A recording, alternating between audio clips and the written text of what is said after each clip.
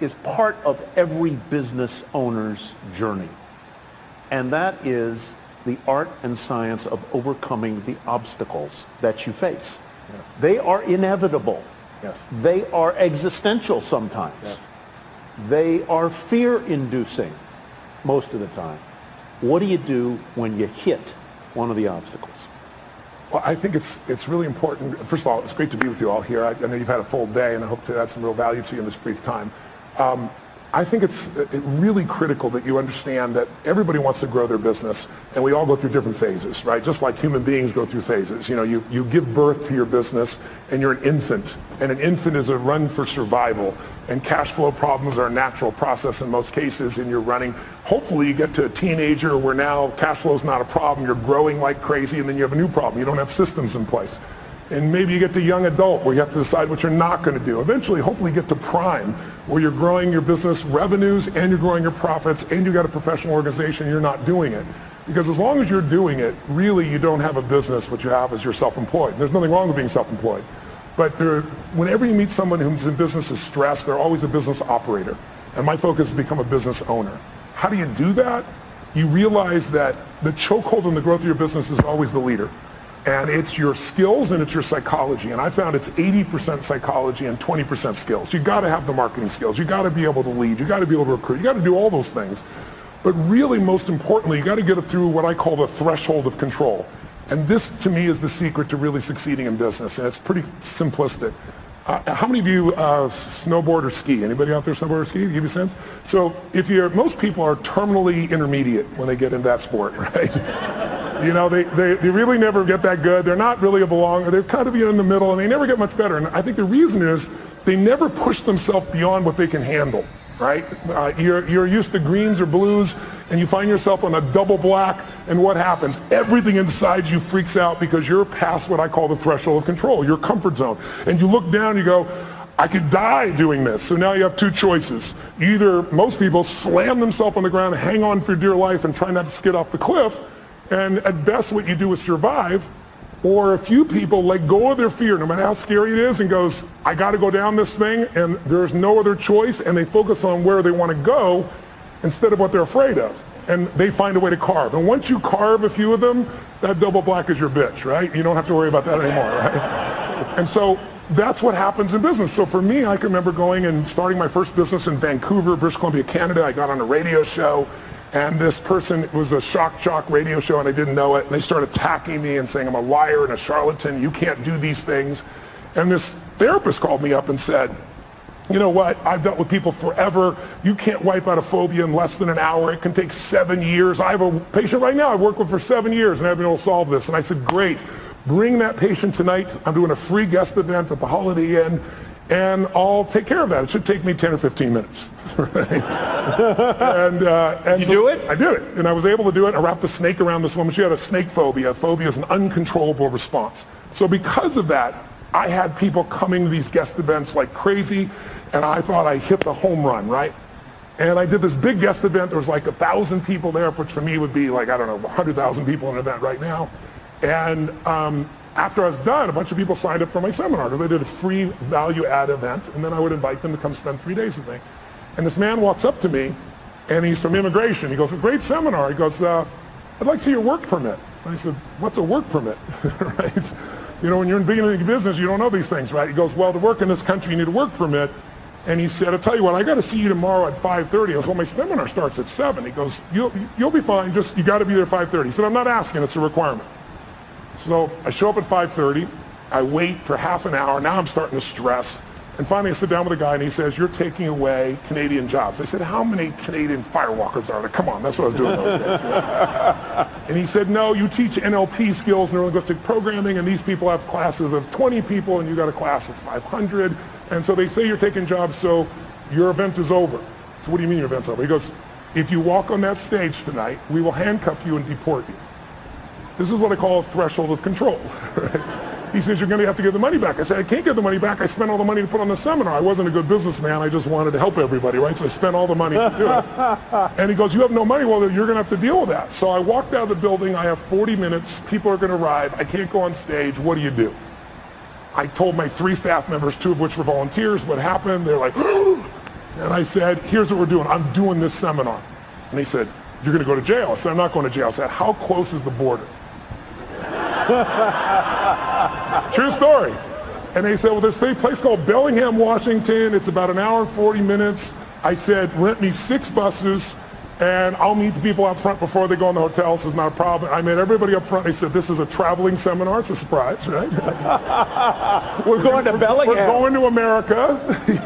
And it was a 3-day seminar. We had to go and come back each day and night for 3 days in a row. I got all but 4 people to agree to do it. And then I got to Bellingham, Washington at the Holiday Inn there, and there was like a bar mitzvah or a wedding or some stuff next door, and it was so loud you couldn't hear anybody. And so I said, just lie on the floor, close your eyes, I'm going to hypnotize you into this shit, right? You know? But so what happened was you learn how to get through that, right? And we learn how to be resourceful. When you realize that your problem is not a lack of resources, it's not a lack of money or technology or contacts, it's not. It's your psychology. Because the ultimate resource is resourcefulness. And human emotion, that's what starts wars, that's what makes a business begin, that's how you have children, that's how we end wars, it's all emotion. And so what I really learned to do is how to manage my emotions. So, you know, once you solve that one, the next one shows up. I had somebody, I started a franchise, and a couple franchisees were really upset when one of the people representing on my side said they didn't make things clear to them, and you know, it's all bullshit, but it cost me $5 million in 4 years. I thought the first one was like a $50,000 challenge. Now I got a $5 million challenge. And I took all the money I'd saved in my entire career to pay that off, and I was starting over again. And then I grew from that. And then I finally got, you know, I had a partner in business, and long story short, they had a business that was losing $1 million a day, and he turned it around and making $1.8 billion in EBITDA. He offered me his partner, and I signed a document saying we're all joint and several. There was $40 million in debt. I figured I had $10 million of the debt to have $1.8 billion in infrastructure. And it turned out my partners, 2 of them were broke. They weren't billionaires. They had lost their money. And the other one was the son of a billionaire, and his dad had given him nothing, had $5 million to his name. So I was on the hook shortly after for $120 million when they didn't have $120 million. I figured out how to deal with that. By doing that, I eventually took my companies to this year will surpass $6 billion in 33 companies, because I made it through the threshold of control. So I want you to know, when you see these big numbers by any entrepreneur, they all started with blocking and tackling, and they all started with how do I get both the skill and, more importantly, the psychology. You can get the skill if you can get that part of you that just doesn't die, the part of you that finds the way to add more value than anybody else so you can keep growing. Where does the perseverance come from for you? Where does the indomitable spirit come from? Here, the title of your book, Unshakable. Yeah. Where does the drive come from? You did not grow up in easy circumstances. No. At all. No college. No. At all. No. All self-educated. Self-educated, a household that was not easy. True. Is that part of the reason that you are as perseverant as you are, as optimistic as you are, as forceful as you are? That didn't create my optimism. No, it didn't create your optimism. but maybe it was a way to I think it developed moxie. My mother was a really good woman. I didn't talk about it when she was alive, and frankly, even if she passed, I didn't talk about it until one day I was sitting in front of a group of 30 kids that were abused by their parents, and I told them that, you know, your biography is not your destiny, and you're not defined by what happened. But I could see in their eyes, a big, tall, white, rich guy, you know, he doesn't understand. And so I told them the whole story. My mom beating me against the wall till my head bled, pouring liquid soap down my throat till I threw up. So I think in order to protect my younger brother and sister, I had to become a practical psychologist. That drove me, and I developed moxie to be able to deal with stuff. So that was the gift. If my mom had been the mother I wanted to be, I wouldn't be the man I'm proud to be, I think. So that was the gift in it. But I think the drive part is falling in love with your customers. I love people. I've always loved people. And I hate suffering because I've suffered. And I love to light people up, and not just light them up, pump them up. I love to have them have a skill, have them a tool, have a system. You know, when I do my boot camps each year for our business mastery programs, I guarantee everybody there on the day one, you'll have $1 million of value in your opinion, or we'll give you, keep all the stuff you got and we'll give you your money back. No one ever leaves, because I know how to add that value in the business for those people. So I think the drive is, the biggest mistake I think businesses make is many businesses are started by people that you built the product you love, and that may still be true for you. Like, you built this great jewelry, or you built this great software, or whatever skill set you have. But the problem is the world changes so fast now. I mean, I'm old enough. Who remembers the Sony Walkman? Anybody ancient enough to remember that shit? That product lasted 20 years. Now a product like that won't even last a year, right? The competition is too high. So today, if you and I are going to really succeed, you got to fall in love with your ideal customer. Because look, I'm sure you know that right now the economy we have is looking pretty good, but it's going to correct because we've done nothing since 2008 except print more money. And we didn't even print money. We put ones and zeros in computers. So there's going to be some corrections, and when those happens, it's going to shake people up. You need to fall in love with a client who's going to do well with you even when the economy goes to hell. Think about it. Starbucks, I was sitting across from Howard Schultz and had a great conversation and said, what is he most proud of? And he said, he used to say starting Starbucks. Then he said, now it's surviving 2008. If they closed, I think it was 1,300 stores, if I remember correctly, for $2 coffee. So you need to get your ass ready for winter because it's coming. And if you have got challenges now, but if you do well in winter, you'll dominate for the rest of the time. And the way you do well in winter is you fall in love with your ideal clients, and then you come up with the irresistible offer for them. Steve Jobs created 99-cent songs, but he didn't create that shit. We all know that. Where'd it come from? Who's old enough to remember Columbia House, where you got like 10 albums for $1? Remember that? Or for a quarter and stuff. They built $1 billion company. Tom's Shoes, shitty product. I love him. Great what he does, but 2 for 1, being able to do something where I get it and I benefit somebody else, brilliant idea. Built the whole company on that. He didn't build it on the product. He built it on the mission, right? So you need an irresistible offer for the client who's ideal for you, and you want to fall in love with a client. Don't fall in love with your product or service because those need to change. And if you fall in love with your product or service, somebody's going to beat you. They're going to be anticipating. I always tell businesses, there's 2 businesses you have to manage right now. You have to run the business you're in, because if you don't run that, your cash flow, your challenges are going to bite you. But you also have to run the business you're becoming. And both businesses you have to be making progress on. If you get all excited about the future and all the cool stuff that's coming, and you go work on that, and there's no cash flow now, you're dead in the water. If you just work on today, you're going to wake up and go, what the hell happened? My competition beat me.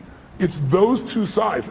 And my 33 companies, I look at what the company is now and what it has to be constantly. So we're doing the grunt work, if you will, the important day-to-day work, while we're anticipating the future.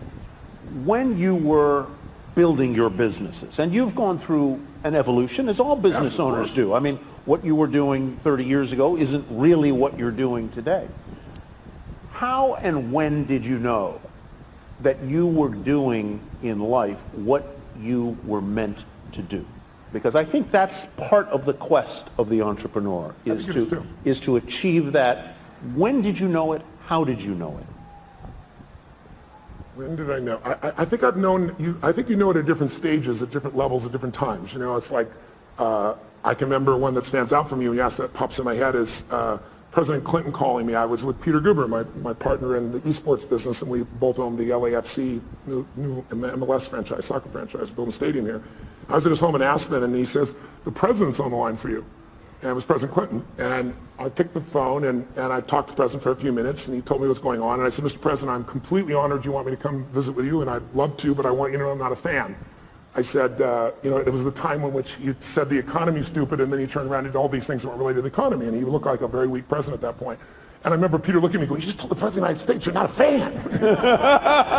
He's calling you, telling you, and inviting you to come out to Camp David. But it was great. I said, I want to be sincere. I'd love to serve you, but I'm not a sycophant, right? Yeah. And so I went there and spent time with him. And I think the moment I know that I was doing what I love was, there were a couple other people there, and they were all trying to get his attention. And he and I went for this walk, and this deer went by, and he was telling me, about all these past presidents. And he was honestly at the time complaining about how unfair things were. And I thought, this is the President of the United States, and he's effed up. And I'm 31 years old, and I got to help this bastard, and then that night he wanted me to stay, and it was New Year's, and I left Aspen with my family and Peter, and I promised my family I'd come back, and I said, no, I promised my family, Mr. President, I said I'd be happy to work with you in the future, and I left. Leaving the president when everybody else stayed was a moment I realized I'm doing what I'm really supposed to do. I've kept my priorities straight. My family's still number one. Making contribution is number two. I'm able to play on the scale that's global, and I'm able to play on the scale that matters most, which is local and family. I think that would be a moment that sticks out for me. I don't want to spend a lot of time on this, but since you brought up the subject of presidents, I have to ask you about the current president. Yes. Walked right into that one. Have you advised him? And if you haven't, how would you help him? brain transplant? No, just kidding. Look, I know the president quite well. I've known him for many years. I gave him his first big speech. I might be to blame. He wrote about it in his book. He thought he was coming to speak to 200 people in my seminar with 10,000 people, and he just kind of lost it a little bit. And then his number one piece of feedback on how to succeed was get a prenup. And I thought, oh my God. And I know Mrs. Clinton. I know Mrs. Clinton very well as well. So I had a great difficulty in this last election because I felt like both parties lied. And I think that's extremely hard. I mean, everybody tells white lies, but some were pretty exaggerated and obvious on both sides. And so I found it was a more difficult time. I help people on both sides of the aisle. I don't talk about who I help unless they talk about it publicly. President Clinton shared, he called me one day and said, I got this overhead speaker, the president's calling him. It was in my offices, and big offices and 2 floors. And I went to pick up this phone, and sure enough, it's the secretary, and the president's waiting, and he says, Tony, they're going to impeach me in the morning. What should I do? I was like, could you call me sooner? It's tomorrow morning, right? What the hell are you going to do, right? So, he said, what should I do? And I said, the answer is not what should I do, you're asking the wrong question. First question I'm going to ask is, what do you want? Do you want parents, moms, dads to have their kids look up to you, or do you want to just stay in office? I mean, it's a different outcome. I said, if you want to stay in office, I said, easy for me, I'm not a lawyer and I'm not in your position, but let's be honest, you're never going to get thrown out of office. There's too many votes on your side. So I said, you're going to stay in office if you do nothing. But I said, if you really want to be respected, I said, you can share the truth. You're a lawyer without putting yourself at risk and still get more of the truth out. And we had this great conversation. He said, man, that's exactly right. That's exactly what I do. So I'll call you back. I'll call you back in 20 minutes. So I'm waiting 20, 30, 45. About an hour later, the secretary calls me and says, President wants you to know he's still resolving things. He wants to get back to you. And then another 30 minutes went by, and I'm thinking, I'm affecting history here, right? And then I saw him standing with all the Democrats beside him just saying, nope, we're going to kind of keep the same component and went through things. So over the years, I've had a chance to work with people on all sides. And what I think about the current president is he's a terrible communicator, but I think he actually has some good ideas. And I also think he's communicated so poorly, and our world is so divided that now anything he says is seen through that filter. If I think you are the nicest man in the world, it totally controls my experience of you. It has nothing to do with you. It's my belief. If you treat me mean one day and we're best friends, I'll probably go, you're having a bad day, right? If I can't resolve it with you. And who's ever had a bad day where you hope somebody else thought that about you, you were just having a bad day, right? So, but if I think you're a manipulating bastard, and I'm wrong, but I believe it, and you don't treat me mean, you treat me real nice, what's the first question in our mind? What does he want? So your questions, your belief, your emotion, your experience has nothing to do with life. It's shaped by what you believe. And most of you believe what you believe not by interacting with these people personally. You're doing it through the media. And the media is a great component, but everything is sound bites. And let's be honest, it's no longer about informing you. It's about startling you. Informing you will never get your attention. There's too much. We got oceans, people say that we're living in an information society. That's total bullshit. The information society died a long time ago, right? We're drowning in information. We're starving for wisdom. And what we get now are sound bites. And now people don't, it's not news anymore. On both sides of the table, people basically pretend it's news when it's all commentary. And so your perception, it's like I had lunch recently with George W. Bush. I brought him out to speak to a group of my funding groups. And I bring up people on both sides of the aisle. And this year we're working with President Obama to see if we can get him in. But to give you an idea, most people there thought, they're more liberal, and they were thinking this guy's evil. And after 2 hours of conversation, there wasn't a person in the room that still thought that. Right. They liked him, but I asked him about his decisions, and they got to see why he made the decisions he did. And when you see the why, instead of all the bullshit you hear and the generalizations that he's an evil guy, you start to go, wow, I might have made a different decision. I might not have with that information that he had at that time. And I asked him about the current president, and it was still during the election when this was occurring. And I said, obviously, I know you wanted your brother to win. And I admired President Bush for never attacking the past president. He never attacked President Obama. He was a class act, even when he disagreed. So he told me privately what he felt. And then he said, Tony, I remember when Nixon was elected, and he said, I thought that was the end of the American presidency. I mean, the president of the United States is gone. I mean, he's evil. He did the wrong thing. And he said he didn't destroy it. He didn't. And he said, so here's what I figured out. The office is bigger than the occupant.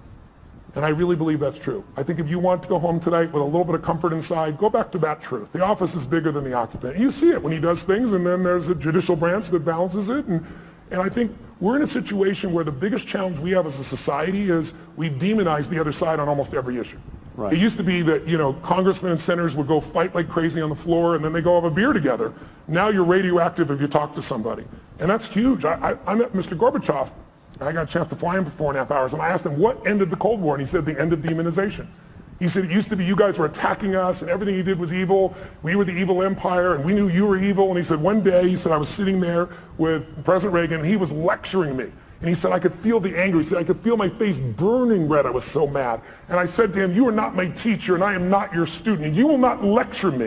And he said, then I lectured him on the evils of capitalism. And then we're going back and forth. And he said, so that's when in the Cold War. And I said, that's a really great answer, but I'm with you for 4 hours. And I want to know the moment. What's the moment? I'm a student of history. What changed the world? Because most of us forget. That's probably, take away terrorism. Terrorism is nothing compared to the level of nuclear assault that the USSR and the US had at that stage. Biggest change we've had. And he thought for a moment, and he shared this great moment with me. He said, he hit his leg, he's talking through an interpreter, but he recognizes, understands a lot of English. He's smacking his leg and giggling like a little kid. He goes, I will tell you the moment. He said, we were having this fight. Back and forth, back and forth. I was lecturing him, he was lecturing me, and all of a sudden he just stood up like this and he said, this is not working. And he turned and walked 3 steps away, and then he turned back and said, can we start fresh? My name is Ron, are you Mikhail? And it had that same impact that it did on you just now. He said, he was laughing uncontrollably. He goes, I knew I could do business with this man. You had to love the man. And then he said, Reagan also knew that Gorbachev loves children. And there were no children going to go to the USSR, right? Soviet Union. And Reagan brought a group of children over and let them be in the care of Gorbachev. And he said it completely changed the game for him. So it was a moment, just a moment of breaking somebody's pattern. And that works in an intimate relationship, it works in a business challenge, but it also works on the scale of society and history. I want to go to audience questions, and I hope you all have sent some to the Iconic Tour hashtag. I'll go to those in just a sec. But from politics back to entrepreneurialism and entrepreneurship, you've built businesses, you've faced business challenges, you have talked to people like the people in this room, entrepreneurs. What do they ask you most, and what do you tell them? Time. Time seems to be the largest issue. How many of you have time issues in running your business, having to have a life and your time? Guys, see your hands out there who feels like that's there? So you can see it's about 90% there you go. of this room, Yeah. right? And some people are just too tired to raise their hand.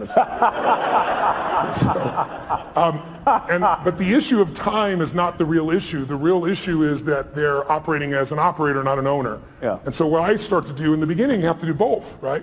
But what I start to do is show them how you have to be able to break off and get other people to do things. But more importantly, I teach people, I do a 5-day boot camp, I call Business Mastery, a couple times a year. And we bring in businesses from all over the world, literally. And we have people just starting a business, and we have people with, businesses that are doing $1 billion, $2 billion, $3 billion. And what you find is that there's a common pattern amongst all these group of people where they find themselves, if it's a small business, they do everything because they figure like they're the only one can do it, or they tried someone else and they failed. Well, that happens in every business. You have to begin to leverage yourself, or you're just going to be self-employed. And you'll never have the scalability. A business is a system that adds value even when you're not there. And you as a leader have to get good enough to both hire people and train people so that you're not a manager. A manager works with people to make sure they get the job done while you're there. But if you have to be there, could I run 33 companies? I mean, every 4 days I'm on a plane, train, helicopter on stage somewhere on average in a year. And I got 33 companies. There's 12 I manage directly, but I couldn't do that by management. I do it by leadership.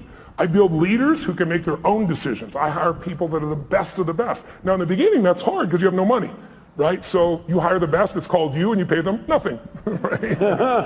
And then now you try to hire other people, and what do? You hire your friends, which is a disaster because they're not as skilled, and you love them, and it's hard to manage them. And then I hired people that were really talented, but they were mean, they didn't share my values.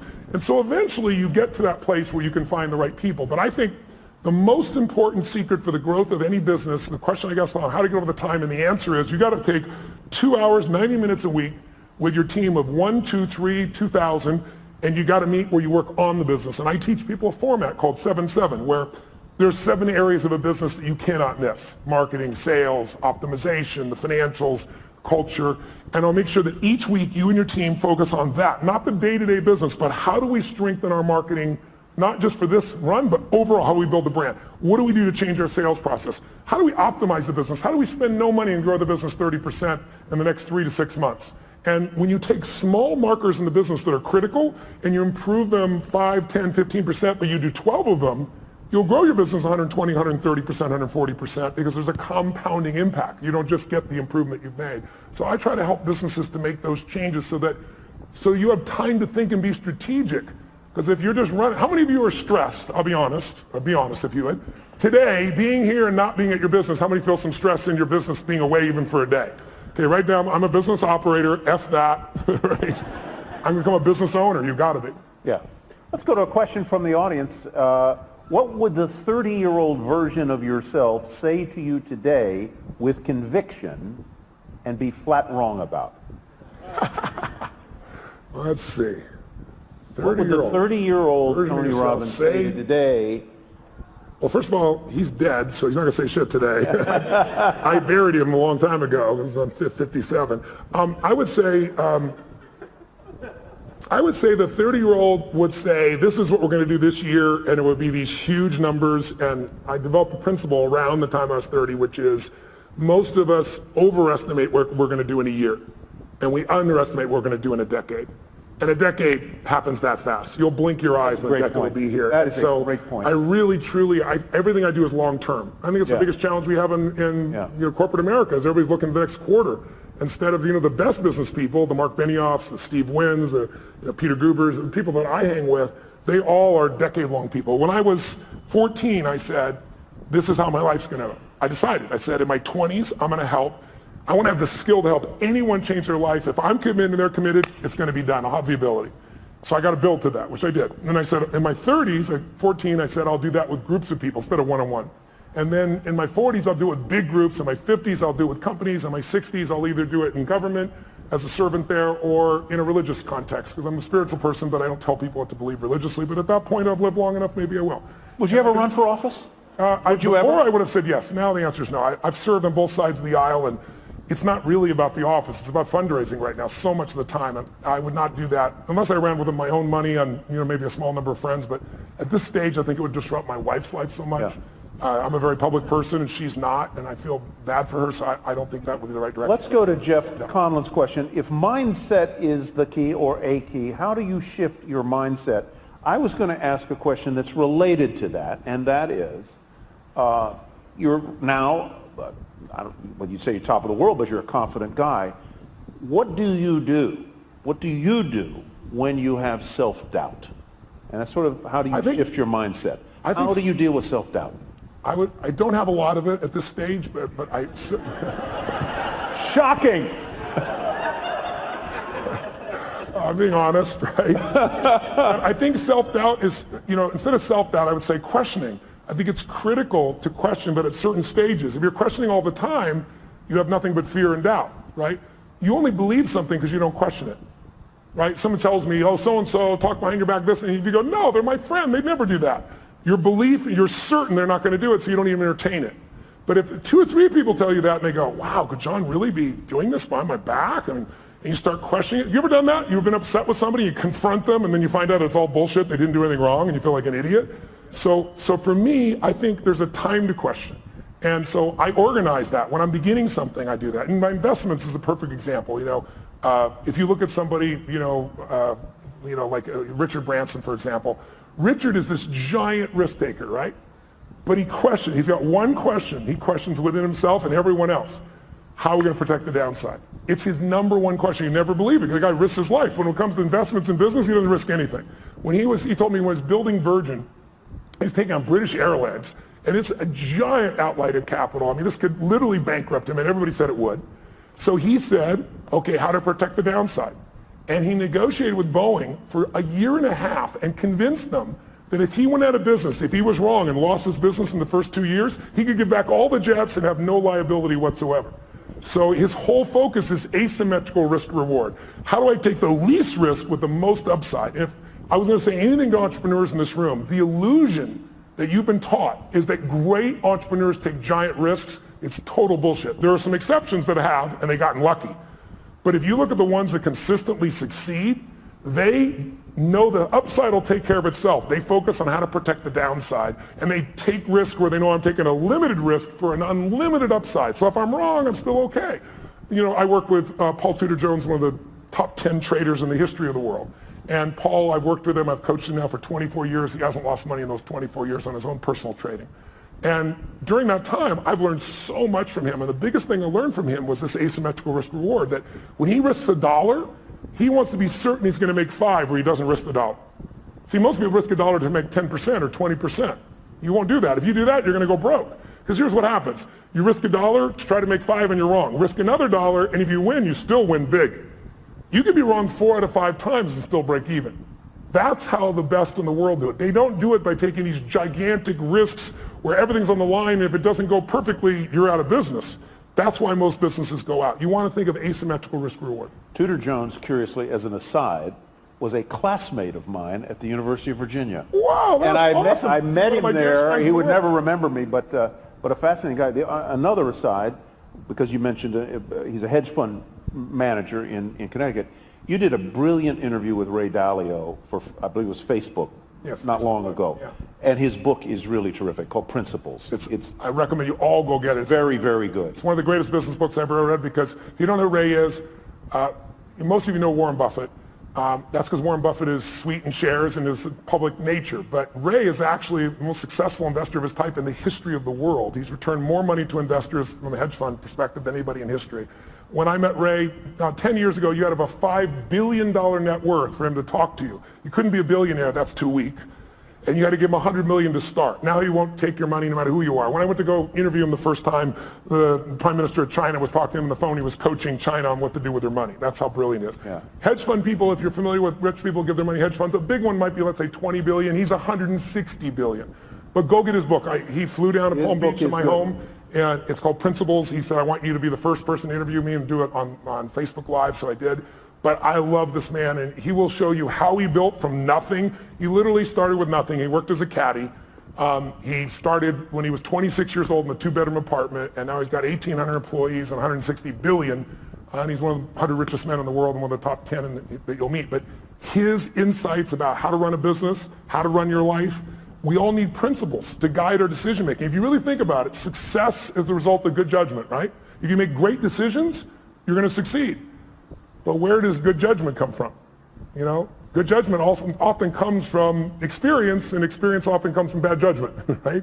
So what I found is the way to speed it up, the way to have less of that bad judgment is I got to think about that for a minute. That's good. That's true, though, right? Good, yeah. So I found the way to speed it up is not learn through my own experience, but learn by modeling others, compress decades into days. So if you can get in a Ray's head, now Ray's been a very private man for the last decade and a half, but he's 68 years old. He's a good friend, and he's entering this stage where he now wants to go public for a short time, give everybody a nose, and then disappear because he feels an obligation to give back to the society and human beings that have helped him to succeed. Yeah, so go pick it up. It'll be fantastic. We had him at another event, and he talks about this idea of radical transparency and how he runs his business. It's a very different, I'm not sure it would work for every business, but it certainly worked for him. Let's go to Satori's question. With so many people wanting your help, what are the factors for you to select whom you privately train or mentor? You're a busy guy. You've got a time management thing. I'm sure a lot of people would like a piece of Tony Robbins' mind. Yes. How do you decide whom you're going to help? Well, first of all, I try to do things online. There's a zillion things on YouTube, so no one has to spend any money. Anybody who wants to be inspired can do that. The only thing I don't like about that is it's random. Mm-hmm. I'm a system guy. I know how to take you from here to there, so I have products that can do that for people. And then I have events, and the events have gotten bigger and bigger. Now we do 10, 14,000 people in a weekend, and so anybody can go. Who I coach are people that I know by touching them I can touch millions more. So when I worked with Mark Benioff at Salesforce, in the early days, Mark sat in the front row, came to 3 of my same seminars in a row, and was like, are you new? Are you a little slow? I was teasing him, And Mark's as big as I am. He stands up, and I'm looking at this guy eye to eye, and he goes, my name is Mark Benioff, and because of you, you finally pushed me over the edge. I'm going to start my own business. I'm leaving Oracle. I'm going to start this company called Salesforce.com. And he said, and you mark my words, we're going to change business around the world. We're going to do $100 million in business. Well, this year he's going to do 10 billion, right? So he's grown a little bit. But when you're around people like that, you get to see what the distinctions are that separate people. You get to see what makes them stand out. And by coaching him, I'm able to affect everybody, not only all of him and his employees, because he's that kind of owner, right? He's a leader, but also he's a leader in the social community. He's very conscious about that. And everybody from Facebook to Apple to GE, their back end is Salesforce. So impacting him impacts many other people. And then I just pick people who I feel the need is. I mean, somebody stops me on the street, my wife will tell you I can't not help. I got to help someone. Now I may have limited time, so then I'll invite them to a seminar or send them a book or a package or something so I can give them a guide to go to the next level. So I don't ever say no, but I can't coach everybody one-on-one, so I try to do it in groups where there was a wonderful anecdote I read, since you brought up Mark Benioff, that I guess he was a guest at at your home or resort in Fiji, and in the middle of the night, he and all of the other guests, this goes to the question of how do you overcome your fears? Tell that story about Benioff jumping into the river and what you didn't tell him about the river. Okay. Well, I have a home in Fiji. I've been going there since I was 23, 24 years old. It's my favorite places in the world. And the people there are extraordinary. You're carried as a child every day for 6 months by someone 24/7. So when we talk about raising them, being raised by a village, it's true there. And they sing in 4-part harmony when they're 4 years old. So when I went there, I was touched by it. And I went and explored this island, and I was with this chief. And they have this river that goes both ways, because it's this river where the ocean comes in, and it looks like out of Africa or something you'd see down in South America, and eventually goes in this scary looking area into a giant lake. But the tide is so fast, it would just take you. And then 8 hours later, it reverses and goes back out. So I was with him this one day, and I said, are there any fish in there? And the Ratu, which is the main chief, points out, goes, what about that? And we looked back, and it's a giant manta ray going under the bridge. So I said, F it, I'm doing this. And I just jumped in. And then the thing took me. And it took me for a wild ass ride. For about 20 minutes, I ended up this lake. And then, dumbass me, I didn't think about how the hell am I gonna get back. It was so strong I couldn't swim against it. So I spent 8 hours on this little island there before I came back. So then I came back one time with a friend. It was nighttime, and I was like, they were talking about Devil Rock and Shark Alley and all this shit. And I was like, let's do it at night. But I had a boat waiting for us in the lake to bring us back. But we jumped in, and it was scary as hell, and all the phosphorescence going on looks like pixie dust. It's a wild experience. Flying fish scare the shit out of you. They come by. And so when Mark came, he flew over and come spend a week with me there. I took him and woke him up, and you have to do when the tide is. It was like 2 in the morning. I woke them all up and said, I got a surprise for you. Like, what? I said, just trust me. Dragged them all on, put wet gear on them, gave them life preservers, and then threw him off, and Mark was freaking out, and I grabbed his hand, and I go, we'll go on 3, 1, and we went on 1. Because I can feel him, and he's as big as I am. If I try to jump, he might be hanging me out there just holding on. Right? So Mark talks about that story a lot, but overcoming fear. Because whatever you're afraid of, it's never as much as you're afraid of, right? So how many things you've been afraid of that never happen? Right? And then the things you are afraid of, if they do happen, you just deal with them. It's that old phrase, coward dies 1,000 deaths, a courageous man only once. I discipline myself, not perfectly, but for the most part, I don't worry about shit till it happens. I anticipate it, but I don't worry about it. If state is everything, I assume that means state of mind. How do you stay in a great state of mind 24/7? Should that even be your goal? I think it's worthwhile to have as a goal. I don't think it's realistic 24/7 whenever having any blurbs, because we all have a 2-million-year-old brain. Everybody in this room has that. I do too. And it's not designed to make you happy. It's designed to make you survive. So if I said to all of you right now, what does that brain look for? It looks for what can hurt you, and it exaggerates it. And since there's no saber-toothed tiger now, it says, what are people thinking of me? Will my business make it? Do I have enough money? And these are all easy things to solve, but our reactions in our gut, when we let the fear part of our mind take over, that basically the survival software, if it runs you, you're in trouble. So a few years ago, I actually lecture on this now. I say, you need 2 skills to have the quality of life you want. If you want an extraordinary life on your terms, whatever your terms are, you need to master the skill of the science of achievement. You got to figure out, how do I take what I dream about and make it real? And it's a science. And you can model other people, and you can learn, you can speed up. I've spent my lifetime doing that. But the second skill, and the one that most people don't give enough value to culturally, is more important. And that is, you need to alter, if you want an extraordinary life, how many people do you know that have achieved it? How many have done this? Who's achieved a goal that was a big goal? You worked your ass off and you achieved it, and then your brain went, is this all there is? Who's had one of these moments? Yeah, almost everybody. And that's worse than failing, because we're all achievers in this room, right? So if you fail, what are you gonna do? You get back up, you try another approach, you're gonna eventually succeed. You know it in your gut if you're really driven. But if you succeed and you're miserable, now you're what I call technically screwed, right? I mean, because if you're not happy with what you got, I mean, failing, you get up and do something new, but succeeding, where do you go? So I really believe, you look at somebody like say, Robin Williams. I think the loss of him is one of the greatest losses we had. He's loved worldwide. I asked people all over the world last year in China, I asked them in Japan and Sydney, Australia, throughout the US, how many of you loved, don't raise your hand if you liked him, how many of you loved Robin Williams? I'm curious. Keep your hands up, look around the room. Like 98%, only 2% assholes that didn't like Robin Williams in this room. But when I say this, I didn't say like, I said loved. And so here's a guy, was he an overachiever? He came to Hollywood, everybody comes to Hollywood. He said, I'm on my own show. Yeah, sure you are, buddy. Who's old enough to remember the show? What was it called? Mork and Mindy. Mork and Mindy. It's old people in this room, clearly, right? He does Mork and Mindy, but he also makes it the #1 show. Then he says, I'm gonna have a beautiful family, he does that. Then he says, I wanna make more money than I could spend, he does that. Then he says, I wanna make movies, he does that. Then he says, I wanna win an Academy Award for not being funny, his #1 skill. And he did it. And then he hung himself in his own home, leaving his wife and children to find his lifeless body. How do you explain that? I'll tell you the answer. He made everybody happy but whom? And his wife said he had Lewy bodies and upsets in his brain. That's all true, but he used drugs and alcohol his entire life. He suffered his entire life, made everybody happy but himself. And so I love the guy. One of my birthdays, I was at TED and I did this talk, which was very popular, and he came to my birthday party. A bunch of guys took me out to dinner that night and jumped on top of the table and sang happy birthday as a Russian woman and then as a Chinese man. And you know, I've never lost a suicide, knock on wood, out of thousands. We've made films and follow-up, but I had no idea that's where he was. But I look at a man like that and I say, he's a warning as much as we all loved him, even more so because we loved him. I know none of you are going to kill yourself. I'm not worried about that. But a lot of people live a long time, but they don't really live, you know, because they let their stress and their frustration, you know, I always say achievers don't get fearful. We're all achievers, right? We don't get fearful, we just get stressed, right? Stress is the achiever word for fear. Because when I say to you, what are you stressed about? Well, I got to do this, I got to make this thing happen. What if you don't? Well, I got to. Well, what if it'll fall apart? What if it falls apart? Then it'll fail. What if it fails? Then I'm a failure. What if you're a failure? And now if I follow the trail of your stress, it'll take me to your deepest fear. And the only way to have your life work is to face that fear and push through it.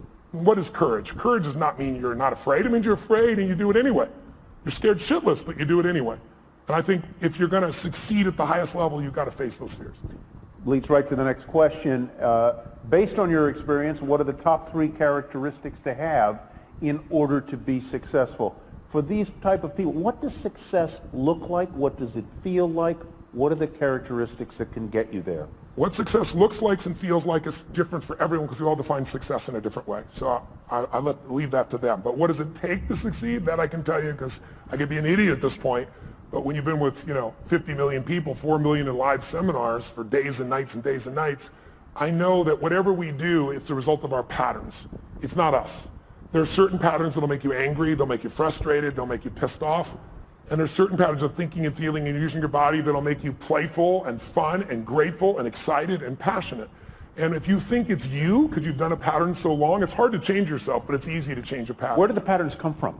We learn them through our conditioning. When you first are born, you can do anything and you're loved. You can, scream, yell, go to the bathroom in your pants. Try that when you're 30, see if it works, right?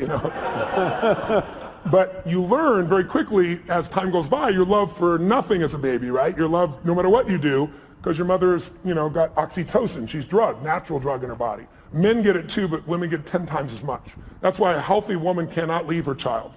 A healthy man can, but a woman can't. She's biochemically healthy. And so you look at this and you say, what are the 3 things needed? I can tell you what they are. The #1, I love intelligence. I love wickedly intelligent people. I try to hire as many of them as possible, learn from them. But what's more valuable than intelligence is hunger. You find, if you looked at what's the common denominator between Richard Branson, Mark Benioff, you give me your list of whoever it is, I guarantee if you dig underneath, their hunger has never gone away. Some people get hungry because they got a goal to, achieve something or get in a swimsuit by a certain date or some stuff, but that's not an identity change, right? These are people that are like myself. I'm hungry today at 57 more than I was at 26. I'm feeling me. And when I say hungry, I'm hungry to contribute, to learn, to grow, to make a difference. I'll never settle less than I can be or do or share or give or create. And everyone I know that's successful, that's the driving force. Because with that hunger, you can get the skill. With that hunger, you can figure it out. There are a lot of very smart people who can't fight their way out of a paper bag in a pragmatic way. And they got, great transcripts and shit like that. I went to Harvard one time and I spoke, and right before I spoke, they had voted at Harvard Business School to not release anyone's transcripts to the recruiters of the businesses coming in, to block it. And the argument was, your education is more than just your grades.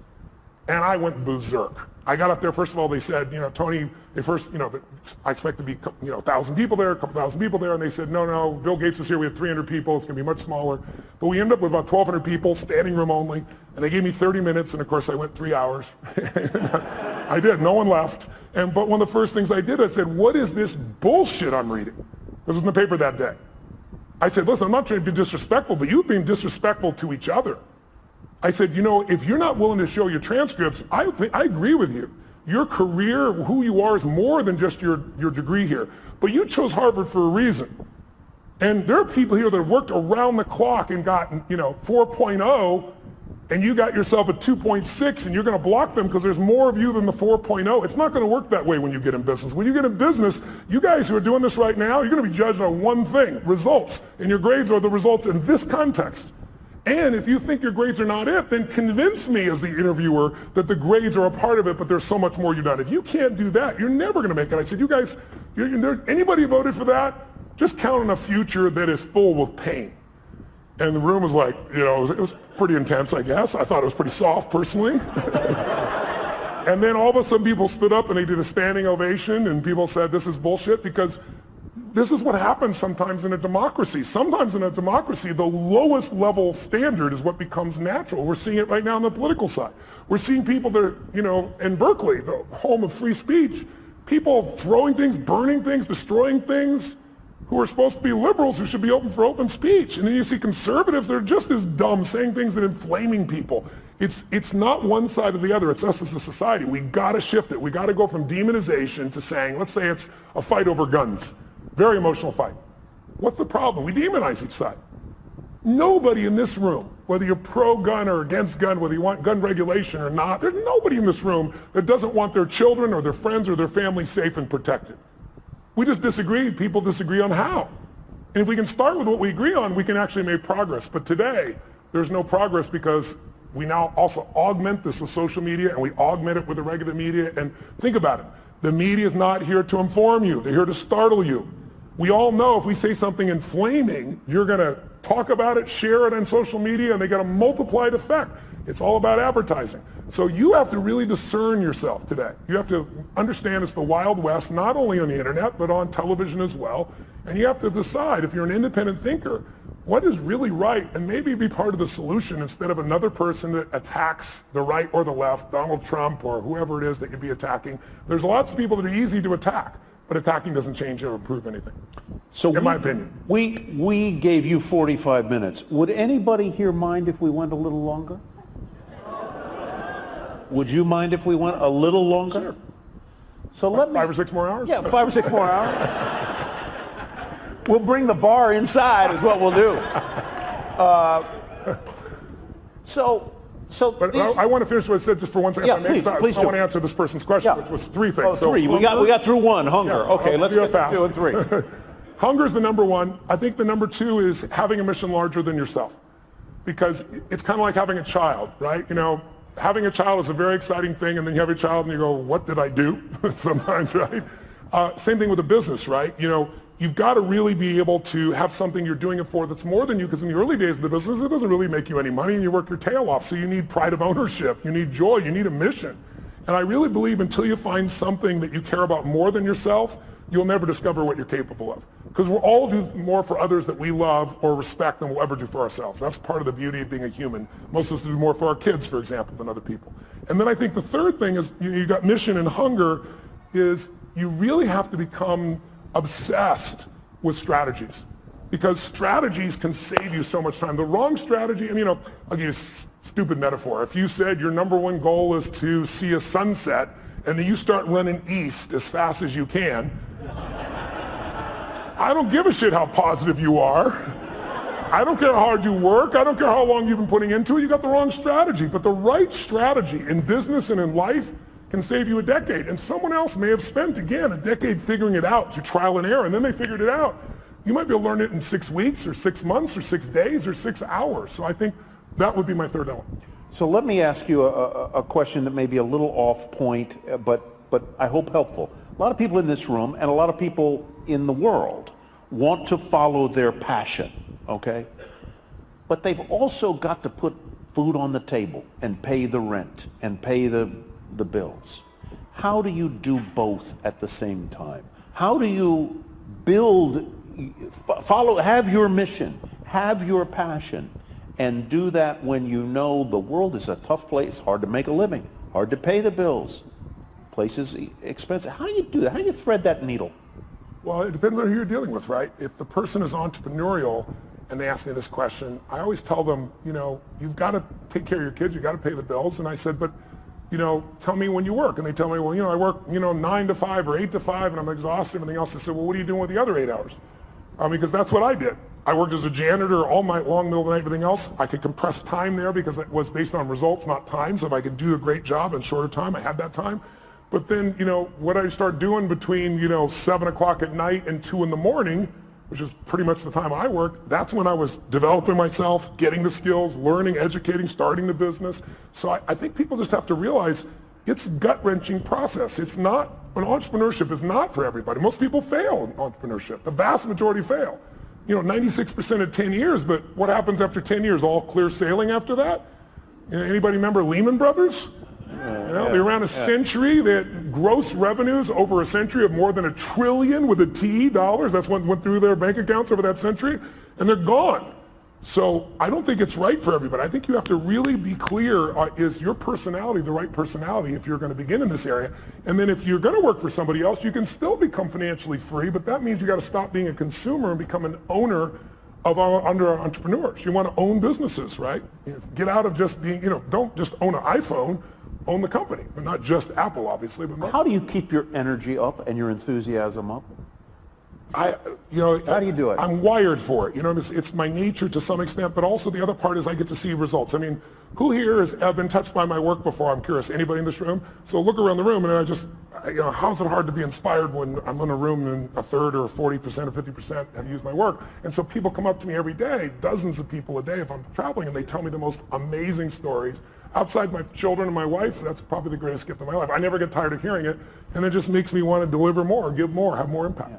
You get the last word. Tell them what you want them to know.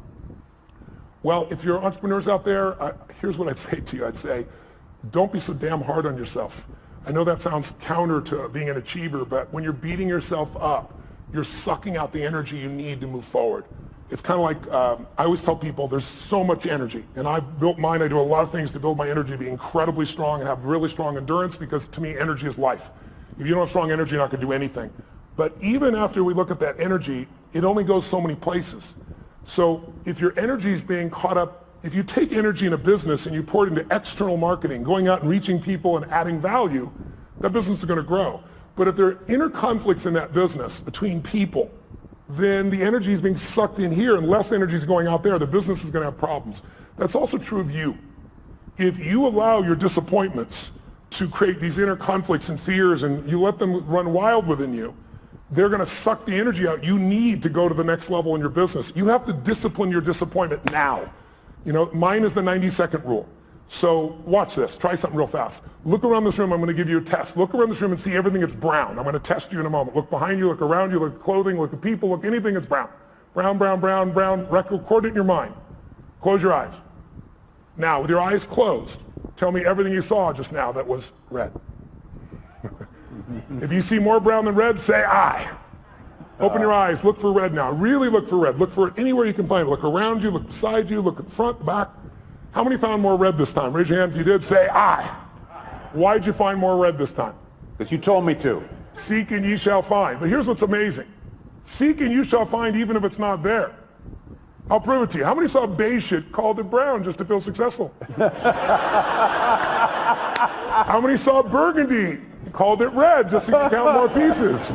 So if you think you're a jerk or someone else is a jerk, you're going to color it. You're going to change it. You're going to find the jerkiness in them. You're going to find the jerk in you. It's really important that you manage your mental and emotional state because you are the business. If you are the leader, your responsibility, your job, your opportunity, your privilege is to be able to truly lead. And you cannot lead if you're living in fear. You cannot lead in a place of constant uncertainty. We all have uncertainty at times. But if you watch an athlete go out to shoot a free throw or a kicker in the NFL to go kick the ball, how many of you have seen that person? They're about to kick it, they're about to shoot it, and you go, they're going to miss it, and you know they're going to miss it. Who's experienced this before? How did you know? You could see in their body that they're missing the core ingredient, absolute certainty. You can have the great skills in the world, but when you lose that certainty, the athlete goes down. That's usually when I get the call. I got to rewire them and get them back where they can execute at that level. So be kind to yourself, as corny as that sounds. Not to be kind to yourself, but so there's more energy available to solve the problems and to build the business and to meet your mission. Because the time you're beating yourself up, you're trying to prove to yourself you really care, but meanwhile what you're doing is sucking the energy out of your growth. I had somebody who embezzled some money when I was a tiny company. Like when the company was $3 million. And the guy embezzled $250,000, and I was $758,000 in debt and thought I was in profit. And in those days, everybody told me I had to go bankrupt. And I remember I was just like so angry. There's so much anger because my business was like my child. And this guy tried to kill my child, you know? So I was chasing him into Mexico so I could beat the hell out of him and put him in prison. And then I realized in the middle of this stuff, I got to let go of this because while I'm busy being angry and pissed off, the business is going to go under.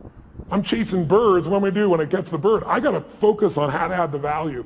And so take your energy. That's all you have in this life. And invest it in the things you love. In those you love, in the mission of your business, and in your clients. If you fall in love with what you do, who you do it with, and who you do it for, there'll be no limit to your impact. But you got to be willing to do it for decades because it's all bullshit. Maybe you'll hit the lucky thing and it'll happen in 12 months. But even if you don't, even if you did, you know, I got a friend who's one of my partners in the LAFC and so forth, you know, Chad, who started YouTube, for example, and $1.6 billion in 18 months, 24 months, that type of thing. It's not always the best thing because ultimately in life, whenever you meet people who have succeeded, almost always we talk about the toughest times and laugh and remember because in order to have a foreground, you need a background. And to appreciate the foreground, you need a background. So I found that the most difficult times have been the best times because they've made me appreciate what my life is like today. And I hope you'll just take care of yourselves. And I hope today, this whole day, all the speakers, and hopefully a little of our conversation has been helpful too. And I thank you for letting me address you. Thank you so much. Loved it.